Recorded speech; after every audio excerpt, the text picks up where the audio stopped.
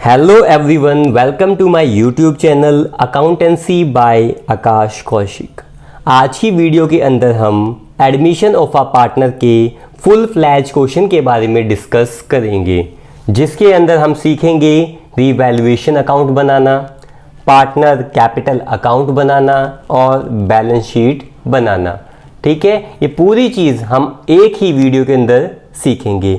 आप सबसे पहले क्या करेंगे, सबसे पहले आप क्वेश्चन नोट करेंगे, जिससे क्या है आपको क्वेश्चन को समझने में आगे आसानी रहेगी। ठीक है, तो सबसे पहले आप क्या करेंगे, क्वेश्चन नोट कर लेंगे वीडियो को पॉज करके। अब स्टार्ट करते हैं हम क्वेश्चन से। यहाँ दे रखा है Shri and Ram were partners in a firm sharing profits इन 3:2।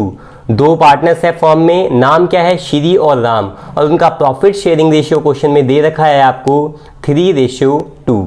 आगे दे रखा है they admit Sita as a new partner on 1 April 2020 at which date the balance sheet of the firm was as under.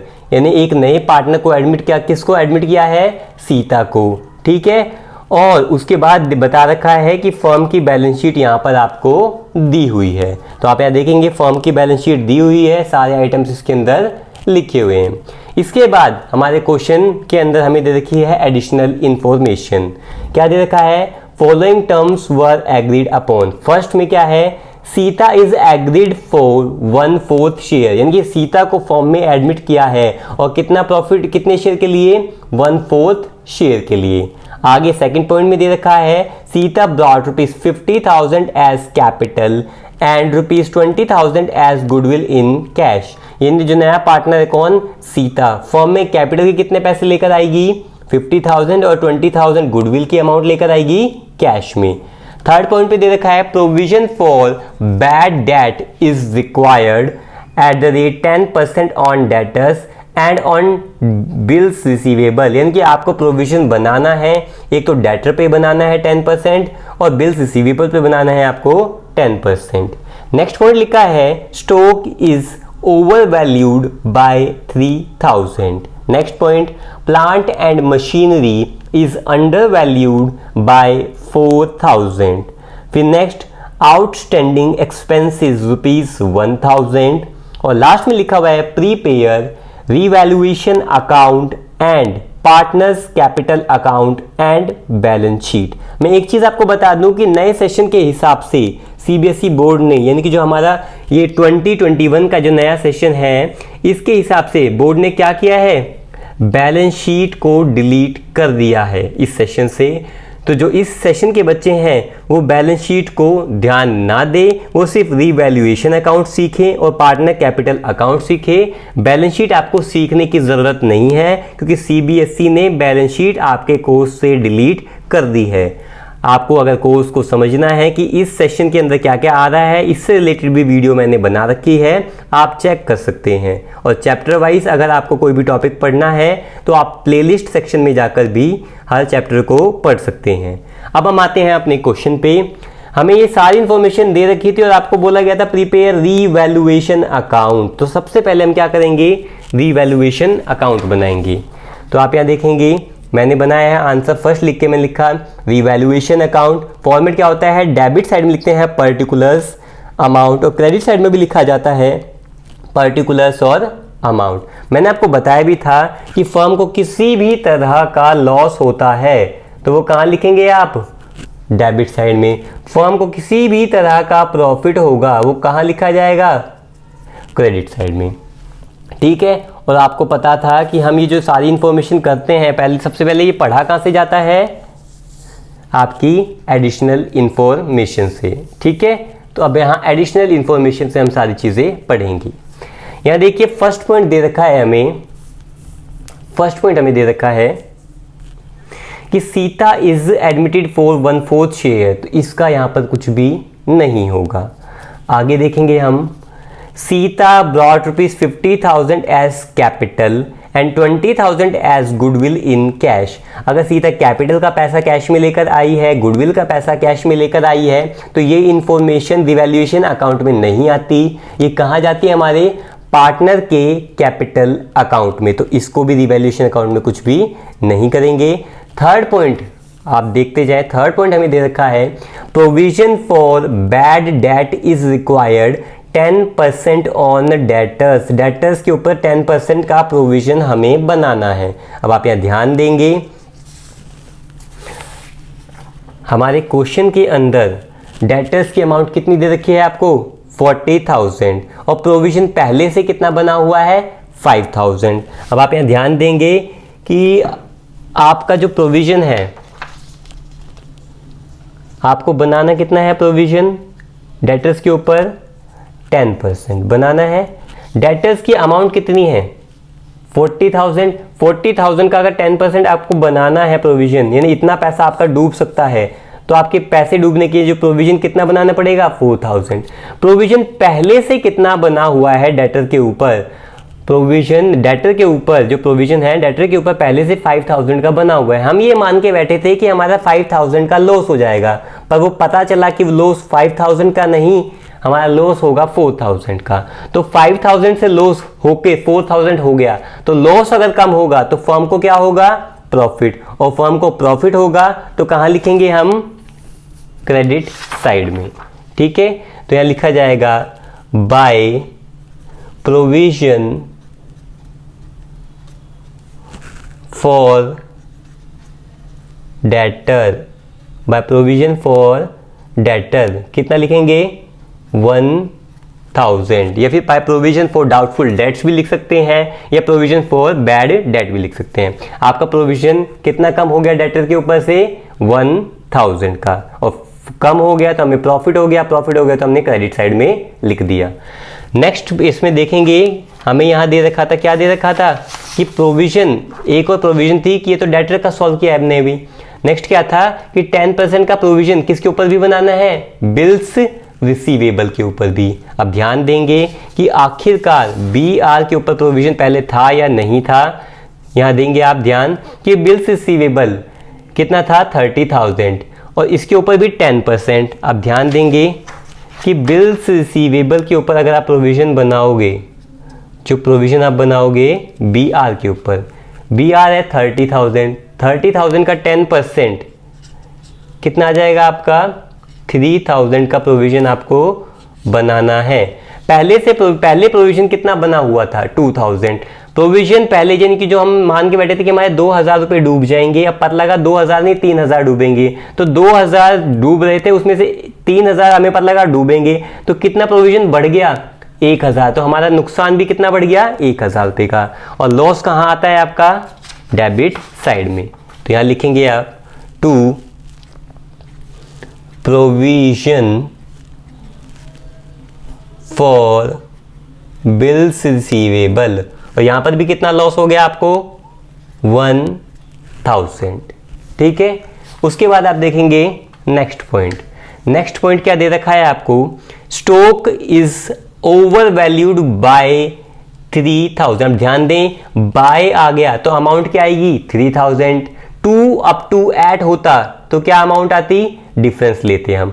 Stock क्या होता है हमारा एसेट, एसेट ज्यादा लिखा हुआ है, यानी कि ज्यादा लिखा हुआ है तो कम करेंगे, और एसेट की वैल्यू कम होगी तो फर्म को क्या होगा लॉस, और फर्म को लॉस होगा, और कितना लॉस होगा 3,000, क्योंकि यहाँ पे बाय लिखा हुआ है। 3,000 का लॉस होगा तो डेबिट साइड में लिखेंगे, और लिखेंगे क्या टू स्टॉक, और फर्म को कितना लॉस हुआ 3,000। ठीक है, उसके बाद नेक्स्ट पॉइंट हम पढ़ेंगे, यहां दे रखा था plant and machinery is under valued bye 4,000। Plant और मशीनरी आपका एसेट होता है, और एसेट की वैल्यू कम लिखी हुई है तो उसको क्या करेंगे ज्यादा, और एसेट की वैल्यू बढ़ेगी तो फर्म को प्रॉफिट होगा, और कितना प्रॉफिट होगा 4,000 का, बाय लिखा है तो गिवन अमाउंट, और फर्म को प्रॉफिट होगा 4,000 का प्रॉफिट हुआ है तो कहां लिखा जाएगा आपके क्रेडिट साइड में, तो यहां लिखेंगे आप बाय प्लांट एंड मशीनरी, यहां लिखेंगे, और फर्म को कितना प्रॉफिट हुआ 4,000 का। ठीक है, नेक्स्ट पॉइंट हम देखेंगे। नेक्स्ट पॉइंट हमें दे रखा है प्लांट मशीनरी के बाद fifth point, outstanding expenses 1,000। Firm को ये आउटस्टैंडिंग क्या होता है हमारा लॉस होता है, और लॉस को कहां लिखेंगे आप डेबिट साइड में, तो यहाँ लिखा जाएगा टू आउटस्टैंडिंग एक्सपेंसेस, यहाँ लिखेंगे आप टू आउटस्टैंडिंग एक्सपेंसेस। और कितना लॉस हुआ फर्म को, 1000 का लॉस हुआ। ठीक है, अब आप यहाँ देखेंगे क्या और कोई पॉइंट बचा है, यहाँ ध्यान से देखेंगे, फर्स्ट हो गया, सेकंड हो गया, थर्ड हो गया, फोर्थ हो गया, फिफ्थ हो गया, सिक्स्थ हो गया, और कोई पॉइंट नहीं बचा। अब आप यहाँ देखेंगे फर्म को प्रॉफिट हुआ या लॉस। डेबिट साइड का आपका टोटल आया है 5000, क्रेडिट साइड का आपका टोटल आया है 5000, यानी कि यहाँ पर नए पार्टनर के आने के बाद रीवैल्यू करने के बाद टोटल क्या आ गया 5000, यानी कि फर्म को ना तो प्रॉफिट हुआ और ना ही फर्म को क्या हुआ लॉस, ना तो फर्म को प्रॉफिट हुआ और ना ही फर्म को क्या हुआ लॉस। रिवैल्यूएशन अकाउंट के बाद मैंने आपको बताया था हम सीखेंगे क्या, पार्टनर्स का कैपिटल अकाउंट। ठीक है, तो यहाँ हम देखेंगे, हम पहले फॉर्मेट बनाएंगे, डेबिट पर्टिकुलर्स पार्टनर्स के नाम श्री राम और नए पार्टनर का नाम सीता, क्रेडिट साइड में पर्टिकुलर्स श्री राम और नए पार्टनर का नाम सीता। ठीक है, पार्टनर कैपिटल अकाउंट आपको पता है। सबसे पहले हम यहाँ लिखते हैं बाय बैलेंस ब्रॉट डाउन, जो पार्टनर्स का ओल्ड पार्टनर का बैलेंस है वो लिखा जाता है। अब ये ओल्ड पार्टनर का बैलेंस हमें मिलता कहाँ है, बैलेंस शीट में लायबिलिटी साइड में जो कैपिटल अकाउंट का बैलेंस दे रखा होता है पार्टनर का वो लिखा जाता है। तो श्री का कितना बैलेंस है 80,000 और राम का कितना बैलेंस है 45,000। तो यहाँ लिखेंगे आप 80,000 किसका बैलेंस है, श्री का, राम का कितना बैलेंस है 45,000। समझ में आया। सबसे पहले हमने लिखा बाय बैलेंस ब्रॉट डाउन, और ये कहाँ मिलता है आपको, बैलेंस शीट के अंदर लायबिलिटी साइड के अंदर जो कैपिटल अकाउंट का बैलेंस होता है वही पार्टनर का बैलेंस हम यहाँ लिख देंगे। सेकंड नंबर पे लिखते हैं बाय कैश या बैंक अकाउंट, तो लिखेंगे बाय कैश अकाउंट। अब इसमें कौन सी अमाउंट आती है, जो नया पार्टनर कैपिटल की अमाउंट लाया है। ये इंफॉर्मेशन आपको कहाँ मिलती है, एडिशनल इंफॉर्मेशन में। आप यहाँ देखेंगे एडिशनल इंफॉर्मेशन में लिखा था सेकंड पॉइंट पे कि सीता ब्रॉट ₹50,000 एज कैपिटल, जो कैपिटल की अमाउंट लाया है सीता लाई है किसमें, कैश में, कितनी 50,000। तो यहाँ लिखेंगे बाय कैश, और जो नया पार्टनर यानी कि सीता कितनी अमाउंट लाई है 50,000, वो यहाँ लिख दी जाएगी।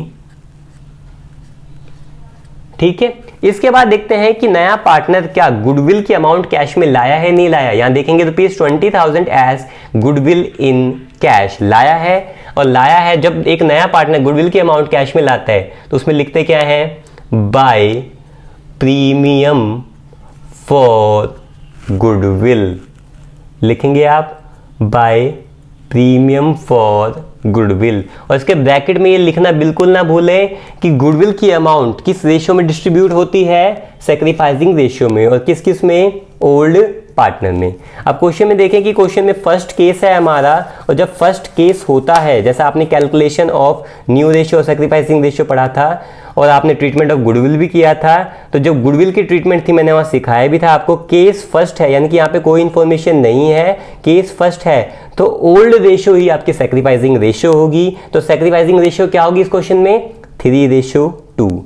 तो आप देखेंगे गुडविल की अमाउंट नया पार्टनर कैश में कितनी लाया था, 20,000। तो 20,000 को आप किस रेशियो में कर देंगे, 3:2 में। तो मैं आपको यहाँ बता देता हूँ कि अगर आप 20,000 को, यहाँ देखिए, अगर आप इस 20,000 को 3:2 के अंदर किस किस के अंदर, श्री में और राम में डिस्ट्रीब्यूट करेंगे तो क्या आएगा, यहाँ लिखेंगे 20,000 दोनों के आगे जो अमाउंट डिस्ट्रीब्यूट करनी है, रेशियो क्या है, श्री की है 3/5, और यहाँ करेंगे ये आ जाएगी आपकी 2/5। तो श्री का शेयर आ जाएगा आपका 12,000, और यहाँ पे आपका राम का शेयर आ जाएगा आपका 8,000। तो श्री में आप कितना लिखेंगे 12,000, और राम में कितना लिखा जाएगा 8,000। तो ये गुडविल की अमाउंट लिखी जाएगी बाय प्रीमियम फॉर गुडविल करके, ब्रैकेट में सैक्रिफाइसिंग रेशियो, श्री में लिखेंगे 12,000 और राम में लिखा जाएगा आपका 1000। अब ध्यान देंगे, हम स्टेप नहीं भूलेंगे। फर्स्ट स्टेप में बाय बैलेंस ब्रॉट डाउन, और लायबिलिटी साइड यानी कि बैलेंस शीट में से लायबिलिटी साइड में से जो कैपिटल अकाउंट का ओल्ड पार्टनर का बैलेंस है हमने वो लिख दिया। यानी ओल्ड पार्टनर कौन थे? श्री और राम। 80,000 45,000 उनका कैपिटल का बैलेंस लिखा। फिर बाय कैश करके नया पार्टनर यानी सीता जितनी कैपिटल लेकर आई थी फर्म में वो लिखी। उसके बाद गुडविल की अमाउंट अगर कैश में आएगी तो लिखेंगे बाय प्रीमियम फॉर गुडविल, और अगर नहीं लेकर आती तो बाय सीतास करंट अकाउंट लिखते, और ये डिस्ट्रीब्यूट किस रेशो में करते? सैक्रिफाइसिंग में। ठीक है, इतना करने के बाद हम चेक करते हैं कि रीवैल्यूएशन का प्रॉफिट हुआ या लॉस। अब चेक करेंगे, यहाँ देखेंगे दोनों साइड बराबर थी, यानी कि नए पार्टनर के आने से ना तो प्रॉफिट हुआ ना ही लॉस। जब प्रॉफिट भी नहीं हुआ लॉस भी नहीं हुआ तो कुछ भी नहीं होगा। अगर प्रॉफिट होता तो लेफ्ट साइड से यहाँ जाता बाय प्रॉफिट शेयर, ब्रैकेट में लिखते रिवैल्यूएशन अकाउंट, और लॉस होता तो राइट से लेफ्ट में लिखते टू लॉस शेयर, ब्रैकेट में रिवैल्यूएशन, और पार्टनर्स में डिस्ट्रीब्यूट कर देते। इसके बाद हम देखेंगे कि बैलेंस लिख दिया हमने, कैपिटल का बैलेंस, नया पार्टनर जो कैपिटल लाया है वो लिख दिया, गुडविल की अमाउंट लिख दी। अब हम देखेंगे क्या कि डिस्ट्रीब्यूटेबल आइटम क्वेश्चन में है या नहीं। अब हमारे डिस्ट्रीब्यूटेबल आइटम कौन से होते हैं ध्यान देंगे। हमारे डिस्ट्रीब्यूटेबल आइटम्स होते हैं जैसे कि हमारा आ गया गुडविल, ठीक है, plan profit and loss account आ गया, कोई किसी भी तरह का रिजर्व है, किसी भी तरह का फंड है, ये सारी चीज़ें, या फिर इनमें एक और चीज़ है एडवर्टीजमेंट सस्पेंस।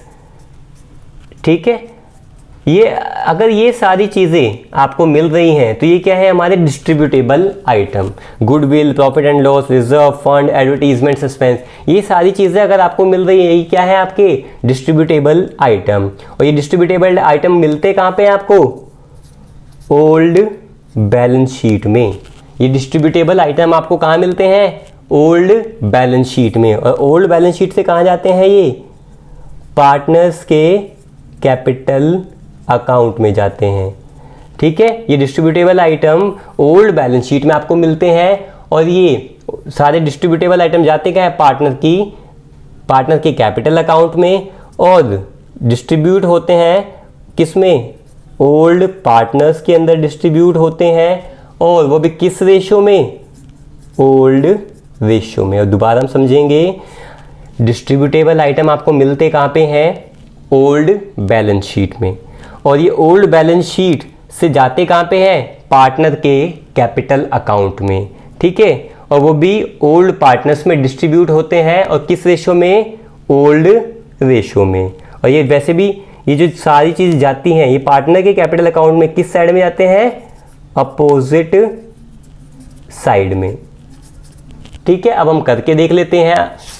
यहाँ देखेंगे क्वेश्चन के अंदर हमारे पास लेफ्ट साइड से देखेंगे लायबिलिटी साइड से क्या कोई रिजर्व या फंड है। यहाँ देखेंगे जनरल रिजर्व। मैंने बताया था कि आपको डिस्ट्रीब्यूटेबल आइटम जहाँ भी मिलते हैं ओल्ड बैलेंस शीट में मिल रहे हैं, और ओल्ड बैलेंस शीट से कहाँ जाएंगे? पार्टनर के कैपिटल अकाउंट में जाएंगे। इतनी बात समझ में आई? ओल्ड बैलेंस शीट से मिलेंगे और ये जाएंगे पार्टनर के कैपिटल अकाउंट में जाएंगे। और बताया भी गया था डिस्ट्रीब्यूट किस में होते हैं? ओल्ड पार्टनर में। ओल्ड पार्टनर कौन है? श्री और राम। और किस रेशो में? ओल्ड रेशो में। और आप एक चीज़ और ध्यान देंगे, किस साइड? मैंने बोला था अपोजिट साइड। अब आप ये देखेंगे लायबिलिटी हमारी लेफ्ट साइड में है, ये डिस्ट्रीब्यूट कहाँ होंगे? राइट साइड में। तो यहाँ लिखेंगे बाय जनरल रिजर्व, तो यहाँ लिखा जाएगा बाय जनरल रिजर्व लिखेंगे। अब जनरल रिजर्व 8000 है, 8000 ओल्ड पार्टनर में डिस्ट्रीब्यूट होगा। ओल्ड पार्टनर कौन है? श्री और राम में डिस्ट्रीब्यूट करेंगे। किस रेशो में? ओल्ड रेशो में, 3:2 में। जब 8000 को आप 3:2 में डिस्ट्रीब्यूट करेंगे तो यहाँ पे ए का शेयर बनेगा, श्री का शेयर बनेगा 4800 और राम का शेयर बनेगा 3200। फर्स्ट हो गया हमारा। ठीक है, आप यहाँ देखेंगे कि पहला ये जो हमारा जनरल रिजर्व था डिस्ट्रीब्यूटेबल आइटम ये हम कर चुके हैं। सेकंड भी फंड है, रिजर्व फंड, ये भी डिस्ट्रीब्यूट होता है। तो वर्कमैन कंपनसेशन फंड ये भी लेफ्ट साइड से कहाँ जाएगा? पार्टनर कैपिटल में, राइट साइड में। तो यह लिखा जाएगा बाय, या मैं शॉर्ट फॉर्म में लिख रहा हूँ workman compensation fund. Workman compensation fund को मैं बाय WCF लिख रहा हूँ। और कितना डिस्ट्रीब्यूट करना है? 4000 और वो भी ओल्ड पार्टनर में और ओल्ड रेशियो में। ओल्ड पार्टनर कौन है? श्री और राम, और ओल्ड रेशियो क्या है? 3:2। तो 4000 को अगर हम 3:2 में डिस्ट्रीब्यूट करेंगे तो ये आपका आ जाएगा 2400 और यहाँ आ जाएगा आपका 1600। उसके बाद देखेंगे कोई और फंड है, देखेंगे बिल्कुल दे रखा है इन्वेस्टमेंट फ्लक्चुएशन फंड। ये भी लेफ्ट साइड से, ये फंड लेफ्ट से कहाँ जाएगा? राइट में। तो यहाँ लिखेंगे आप, मैं थोड़ा शॉर्ट फॉर्म में लिख रहा हूँ इसको भी, इन्वेस्टमेंट फ्लक्चुएशन फंड। ठीक है, अब कितना डिस्ट्रीब्यूट करना है? 5000। किसमें? ओल्ड पार्टनर में। किसमें? ओल्ड रेशियो में। तो ओल्ड 5000 को 3:2 में डिस्ट्रीब्यूट करेंगे तो श्री का शेयर आ जाएगा 3000 और राम का शेयर आ जाएगा 2000। उसके बाद देखेंगे एम्प्लॉयज प्रोविडेंट फंड। फंड है बट ये डिस्ट्रीब्यूट नहीं होगा। अब बच्चे सोच रहे होंगे जी ऐसा भेदभाव क्यों कर रहे हैं कि सारे रिजर्व फंड डिस्ट्रीब्यूट हो गए, ये एम्प्लॉय प्रोविडेंट फंड क्यों डिस्ट्रीब्यूट नहीं कर रहे, ये फंड होते हुए डिस्ट्रीब्यूट क्यों नहीं होगा? ध्यान दें, ये किसका पैसा है? एम्प्लॉयज का पैसा। और ये पार्टनर क्या एम्प्लॉय के पैसे को आपस में डिस्ट्रीब्यूट कर सकते हैं? बिल्कुल नहीं कर सकते। बिल्कुल मत करना वरना पाप चढ़ेगा। तो ध्यान दें, एम्प्लॉय प्रोविडेंट फंड एक ऐसा इकलौता फंड है जो पार्टनर आपस में डिस्ट्रीब्यूट नहीं कर सकते। क्यों? क्योंकि ये एम्प्लॉयज का पैसा है, आपस में आप डिस्ट्रीब्यूट कर लेंगे तो एम्प्लॉयज पाप लगाएंगे। ठीक है, ठीक है, तो ऐसा कभी मत करना। फंड सारे डिस्ट्रीब्यूट हो सकते हैं एक्सेप्ट एम्प्लॉय प्रोविडेंट फंड आपका डिस्ट्रीब्यूट नहीं होगा। तो अब बच्चे सोच रहे होंगे कि अगर ये डिस्ट्रीब्यूट नहीं होगा तो क्या होगा? ये एक तरह की लायबिलिटी है, जब नई बैलेंस शीट बनेगी तो उसके अंदर एज इट इज इस लायबिलिटी को लिख दिया जाएगा। ये फंड आपका डिस्ट्रीब्यूट बिल्कुल भी नहीं होगा। ठीक है, इतना करने के बाद आप यहाँ देखेंगे और कोई रिजर्व फंड वगैरह, गुडविल वगैरह कुछ भी नहीं है। लेफ्ट साइड का हो गया। राइट साइड में देखेंगे किसी भी तरह का रिजर्व फंड या प्रॉफिट एंड लॉस है, देखेंगे राइट साइड में देखा प्रॉफिट एंड लॉस अकाउंट दे रखा है 6000। आपको पता है ये डिस्ट्रीब्यूटेबल आइटम है। ये कहाँ पे मिलता है? ओल्ड बैलेंस शीट में मिलता है। डिस्ट्रीब्यूट किस में होगा? ओल्ड पार्टनर में और ओल्ड रेशियो में। तो राइट साइड से कहाँ जाएगा? लेफ्ट साइड में। तो राइट से लेफ्ट में जाएगा तो यहाँ लिखेंगे to profit and loss account लिखेंगे। लेफ्ट से राइट में लिखा और डिस्ट्रीब्यूट किस में होगा? ओल्ड पार्टनर में और ओल्ड रेशियो में 3:2 में। हमें करना है 6000 को 3:2 में। तो ये हमारा आ जाएगा 3600 श्री का शेयर और राम का शेयर आ जाएगा आपका 2400। ठीक है, इतना करने के बाद आप यहाँ देखेंगे कोई और हमारे पास डिस्ट्रीब्यूटेबल आइटम है। ये तो हो गया हमारा, ठीक है, प्रॉफिट एंड लॉस हो गया। उसके बाद है गुडविल। ये भी राइट साइड में है, राइट से कहाँ जाएगा? लेफ्ट में। तो यहाँ लिखेंगे टू गुडविल, यहाँ लिख दिया जाएगा टू गुडविल। ठीक है, अब कितने अमाउंट है गुडविल की? 5000 डिस्ट्रीब्यूट करेंगे किसमें? ओल्ड पार्टनर्स में और ओल्ड रेशियो में। यानी कि 5000 को डिस्ट्रीब्यूट किया जाएगा 3:2 में। तो यहाँ पे आ जाएगा श्री का शेयर 3000 और राम का शेयर 2000। ठीक है, उसके बाद देखेंगे और कुछ है, बिल्कुल है, हमारा एडवर्टीजमेंट सस्पेंस अकाउंट भी है। कितना है? 3000। ये भी आपका 3:2 में हो जाएगा।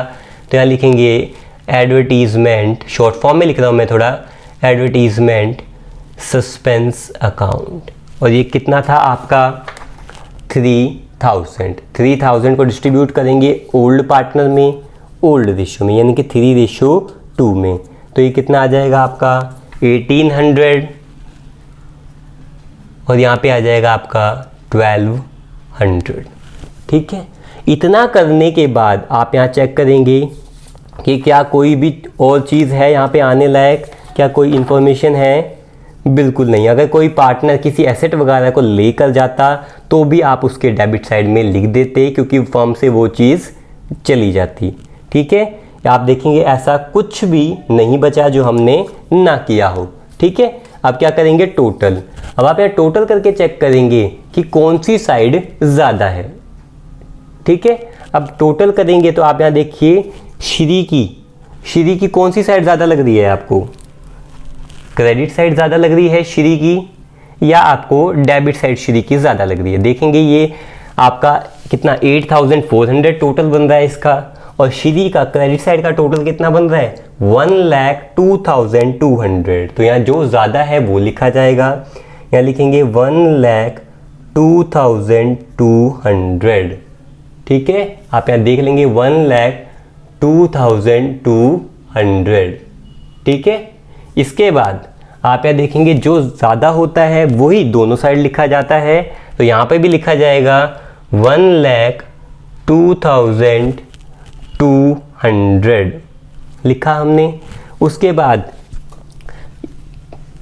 राम की साइड चेक की जाएगी कि क्रेडिट साइड ज़्यादा है या डेबिट साइड। यहाँ देखेंगे राम की यहाँ की क्रेडिट साइड का टोटल आ रहा है 59,800 और यहाँ का आ रहा है आपका 5,600। तो हमारी क्रेडिट साइड ज़्यादा है और जो साइड ज़्यादा होती है हम वही लिखते हैं। तो हमारी साइड ज़्यादा है कौन सी, क्रेडिट साइड, और कितनी है 59,800 लिखेंगे आप। और इसी चीज़ को आप आपके डेबिट साइड के टोटल में भी लिख देंगे 59,800। ठीक है, इतना लिखने के बाद अब आप चेक करेंगे, क्या चेक करेंगे, आपकी सीता की यानी कि नए पार्टनर की क्रेडिट साइड ज़्यादा है या डेबिट साइड। डेबिट साइड में कुछ है ही नहीं तो क्रेडिट साइड ही ज़्यादा है, और कितनी है 50,000। तो हमारे यहाँ के टोटल में भी लिखा जाएगा 50,000। अब हमारी जो डेबिट साइड कम है, जो हमारी डेबिट साइड कम है वो कितनी कम है, तो यहाँ लिखेंगे आप टू बैलेंस कैरिड डाउन लिखा जाएगा, टू बैलेंस कैरिड डाउन। अब आप यहाँ देखेंगे ये थी आपकी 1,02,200, इसमें से आप माइनस करेंगे कितना था 8,400 और ये आपका आ जाएगा 93,800। ठीक है, ये श्री का हमारा बैलेंस अमाउंट आ गई। अब राम के टोटल क्या था 59,800। 59,800 में से आप डेबिट साइड का टोटल माइनस करेंगे जो कि कितना है आपका 5,600 माइनस होगा, तो यहाँ पे आ जाएगा आपका 54,200। फिर ये काफ़ी मुश्किल है पर हमें करना पड़ेगा। 50,000 में से 0 माइनस करेंगे, कुछ भी नहीं है, तो भी कितना आ जाएगा आपका 50,000।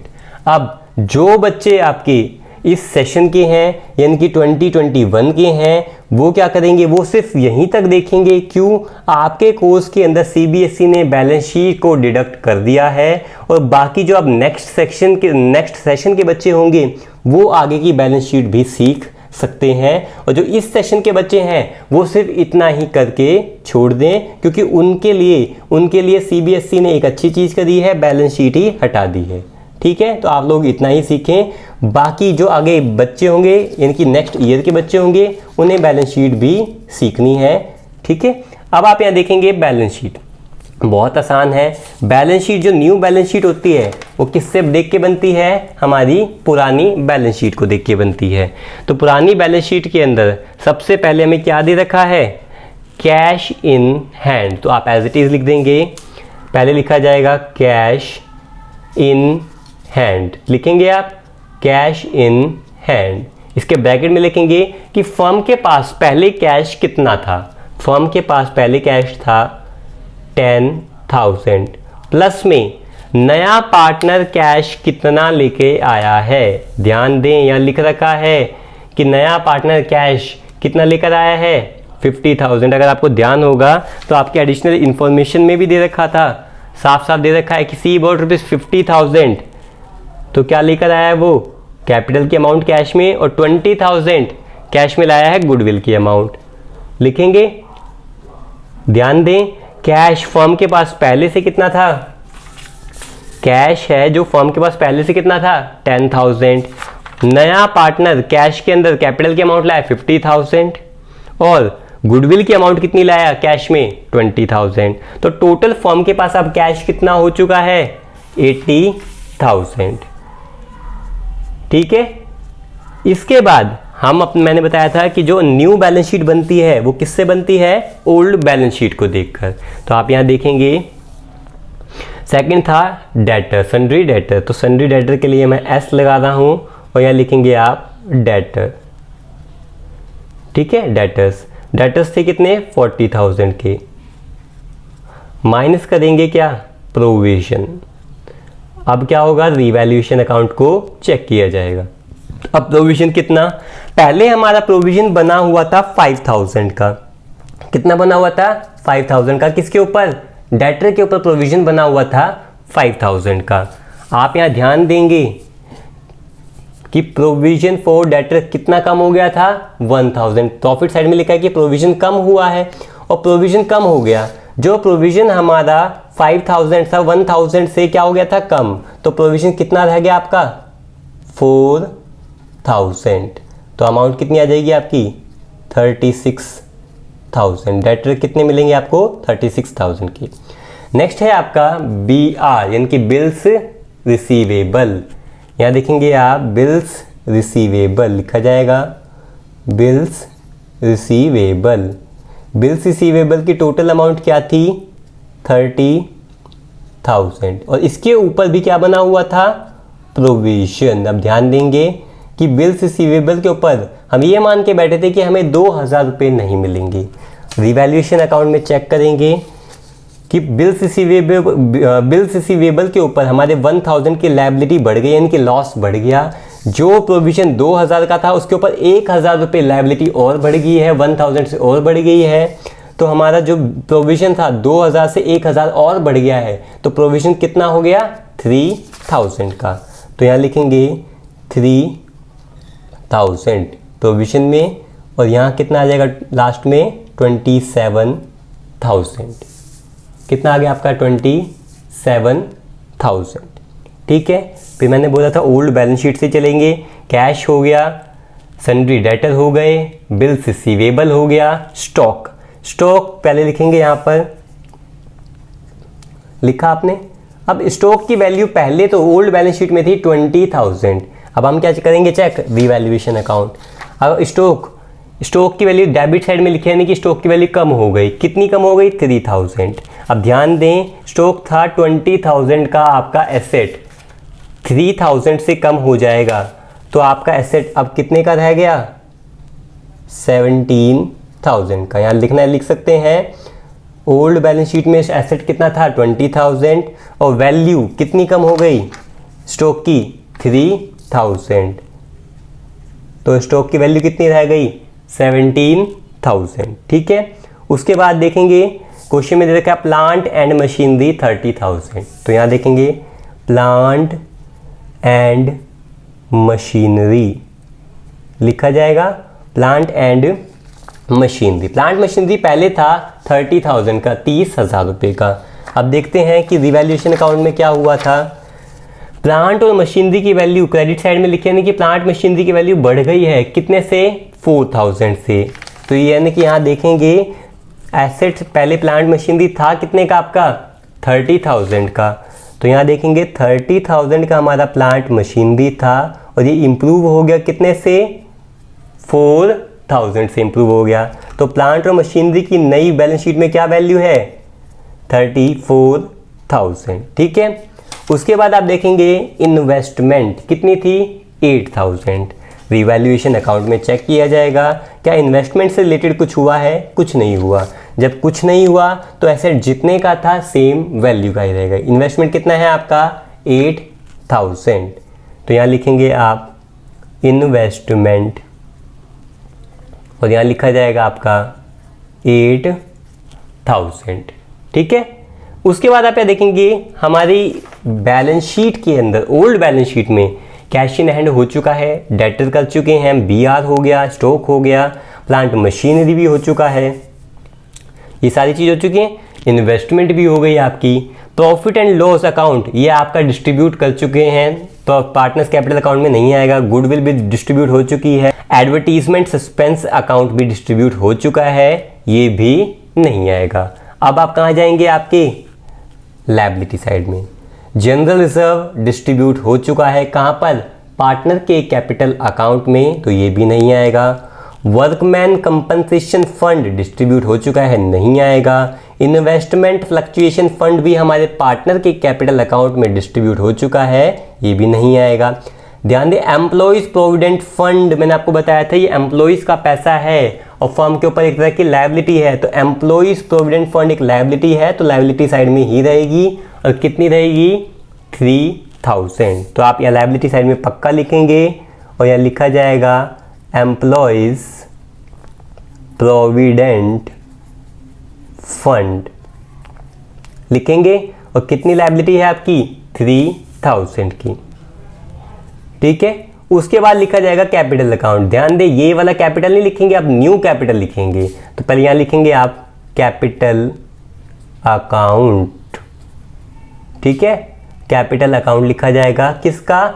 सभी पार्टनर्स का। भी कैपिटल अकाउंट आपको मिलेगा कहाँ? ये पुराना वाला कैपिटल अकाउंट आप बिल्कुल नहीं लिखेंगे, आप नए वाला लिखेंगे। और ये नए वाला कैपिटल अकाउंट कहाँ मिलेगा आपको? आपके पार्टनर कैपिटल अकाउंट के अंदर जो आपका बैलेंस कैरी डाउन बचा है, श्री का 93,800, यहाँ पे राम का 54,200 और सीता का 50,000। ये बैलेंस क्या है आपका? ये कौन सा बैलेंस है आपका? कैपिटल अकाउंट का बैलेंस है। तो यही बैलेंस आपका कहाँ लिखा जाएगा? आपकी नई बैलेंस शीट में। तो यहाँ लिखेंगे आप तीनों पार्टनर का नाम। तीनों पार्टनर का नाम क्या है? हमारे ओल्ड पार्टनर थे श्री, राम, और हमारा न्यू पार्टनर का नाम क्या है? सीता। ठीक है, अब इनकी जो क्या लिखी जाएगी? यहाँ पे लिखा जाएगा बैलेंस। यहाँ लिखेंगे बैलेंस कितना है? 93,800। उसके बाद राम का लिखा जाएगा 54,000। कितना दे रखा है? 54,200। यहाँ लिखेंगे 54,200। और सीता का कितना बैलेंस दे रखा है? 50,000। ठीक है, अब आप क्या करेंगे? इनका टोटल, इन सभी का आप टोटल करेंगे तो ये आ जाएगा आपका 1,98,000। ठीक है, पार्टनर्स की तीनों की कैपिटल हमने टोटल करी, आ जाएगी 1,98,000। अब आप चेक करेंगे क्या कोई आइटम रहा तो नहीं। आप देखेंगे बैलेंस शीट से कैश इन हैंड हो चुका है, सन्ड्री डेटर हो गया, बीआर भी आप कर चुके हैं, स्टॉक हो गया, प्लांट एंड मशीनरी भी हो चुका है, इन्वेस्टमेंट हो गया, profit and loss account partner capital account में डिस्ट्रीब्यूट हो चुका है, गुडविल भी profit and partners capital account में डिस्ट्रीब्यूट हो चुका है, एडवर्टीजमेंट सस्पेंस भी पार्टनर्स कैपिटल अकाउंट में डिस्ट्रीब्यूट हो चुका है, general reserve, workman compensation fund, investment fluctuation fund भी आप डिस्ट्रीब्यूट कर चुके हैं पार्टनर के कैपिटल अकाउंट में। एम्प्लॉयज़ प्रोविडेंट फंड आप ध्यान देंगे, आपने नई बैलेंस शीट में भी लिख दिया है, जितना था 3,000 आप 3,000 लिख चुके हैं। पार्टनर्स की कैपिटल ये ओल्ड बैलेंस शीट की है, आपने न्यू बैलेंस शीट की कहाँ से? पार्टनर्स के कैपिटल अकाउंट्स ने, कैपिटल अकाउंट से आपने जो बैलेंस बचा था ये कैपिटल भी आपने लिख दी है। श्री में 93,800 या 54,200 और सीता में 50,000, इनका टोटल भी हमने लिख दिया है। तो यहाँ ध्यान देंगे पूरी बैलेंस शीट आप कवर कर चुके हैं। ठीक है, उसके बाद आप यहाँ देखेंगे रिवैल्यूएशन अकाउंट से कोई आइटम आपका बचा तो नहीं है, तो एक बार चेक किया जाएगा। रिवैल्यूएशन अकाउंट से प्रोविजन फॉर बीआर हो चुका है, स्टॉक हो गया, आउटस्टैंडिंग रह गया, आउटस्टैंडिंग एक्सपेंसेस, और ये हमारी क्या होती है? लायबिलिटी। तो कहाँ लिखेंगे इसे? लायबिलिटी साइड में। यहाँ लिखा जाएगा आपका आउटस्टैंडिंग एक्सपेंसेस। ठीक है, आउटस्टैंडिंग एक्सपेंसेस हमारी लायबिलिटी होती है, लायबिलिटी साइड में लिखेंगे आप। और लायबिलिटी कितनी थी? 1,000 की, तो यहाँ लिखेंगे 1,000। उसके बाद ये तो हमने लेफ्ट साइड चेक करी, राइट साइड में प्रोविजन फॉर डेटर्स ये हो चुका है हमारा, प्लांट मशीनरी भी हमारा कर चुके हैं, यानी आप देखेंगे कोई भी चीज़ हमारी नहीं बची। अब हम क्या करेंगे? टोटल। अब टोटल देखेंगे कि क्या हमारा टोटल दोनों साइड का सेम आ रहा है या नहीं। अगर सेम आ जाएगा तो हमारा आंसर बिल्कुल सही है, और कोई भी अगर डाउट है इनकी 1,000 कम या ज़्यादा या फिर कुछ भी चीज़ मैच नहीं हो रही है, इनकी लायबिलिटी की टोटल, लायबिलिटी साइड का टोटल एसेट साइड के टोटल नहीं आ रहा, इनकी हमने कोई ना कोई गलती कर दी है। अब हम यहाँ चेक करेंगे कि हमारी साइड का टोटल क्या आ रहा है। यहाँ देखेंगे ये आ जाएगा 2,01,000 प्लस 1,000 2,02,000। ये आ रहा है हमारा लायबिलिटी साइड का टोटल, और यहाँ का भी टोटल हम करेंगे तो ये भी आ जाएगा आपका 2,02,000। जब आपकी एसेट साइड लायबिलिटी साइड के बराबर है तो यानी आपकी बैलेंस शीट मैच कर गई है, और यानी आपने क्वेश्चन में कोई भी गलती नहीं की है। ठीक है, इस टॉपिक से रिलेटेड कोई भी डाउट हो आप मुझे कमेंट सेक्शन में कमेंट करके पूछ सकते हैं, और बाकी इस चैप्टर से रिलेटेड कोई भी टॉपिक पढ़ने के लिए आप प्लेलिस्ट सेक्शन में जाके हर एक टॉपिक को ध्यान से देखकर समझ सकते हैं, और हो सके तो ज़्यादा से ज़्यादा आप इसको शेयर करें। Thank you.